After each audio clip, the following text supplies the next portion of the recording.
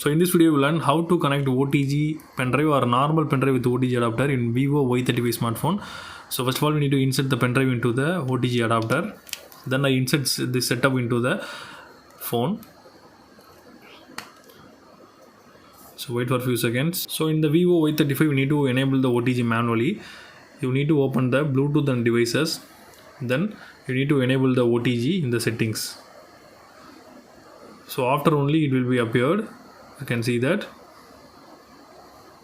Now the SanDisk USB driver displayed here. You need to open that and click on files.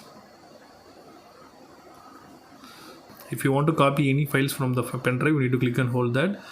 Then choose the 3 button icon and select copy to. Then select the internal storage, then click on copy. After finish your work, you need to swipe down the notification panel. Then need to click on eject. That's all guys.